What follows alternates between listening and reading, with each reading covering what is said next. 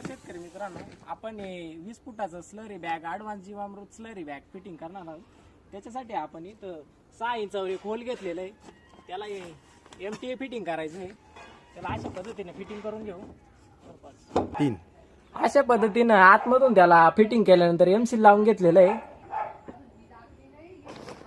त्यानंतर आपण slurry बॅगचं inlet fitting करणार आहोत. त्यासाठी आपल्याला हा एक एल्बो आहे, त्यानंतर हा आपला पाईप आपल्या साईजच्या ॲडजस्टमेंटनुसार घ्यावा. त्याच्यानंतर एक शू लावलेला आहे, तो आपण असा इथं सोल्युशन पूर्ण लावून फिटिंग केल्यानंतर इथं एक खड्डा करून घ्यायचा आहे आपल्याला. त्यासाठी खड्डा केल्यानंतर या बॅग अशी येईल.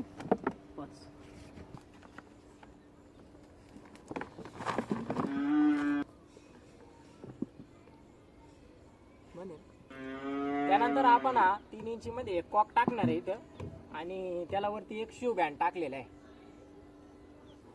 आपण फिटिंग केलेलं आहे एल्बो शू, याला पूर्णपणे सोल्युशन लावलेलं आहे. आणि या ड्रमची जी हाईट घेणार आहे ती 2.5 ते 3 फूट घेतली गेली पाहिजे, जेणेकरून स्लरी सहजपणे जाईल. ही पूर्ण फिटिंग झाल्यानंतर आपण हा खड्डा पूर्णपणे बुजून घ्यावे. यानंतर आपण गॅसचा नोझल फिटिंग करणार आहोत. तो फिटिंग झाल्यानंतर इथं गॅसचा नोझल फिटिंग करणार आहोत. त्याला अशा प्रकारे नळी फिटिंग केलेली आहे, आणि हा पूर्ण पाण्यामध्ये 2 ते 3 इंच बुडून ठेवायचा. याच्यामध्ये 24x7 continue methane gas release होत राहतो.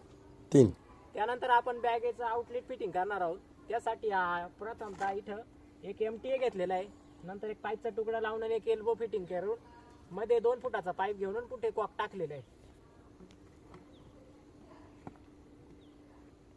अशा प्रकारे आपण बॅग पूर्ण फिटिंग केलेली आहे. बॅगेच्या खाली प्रथमतः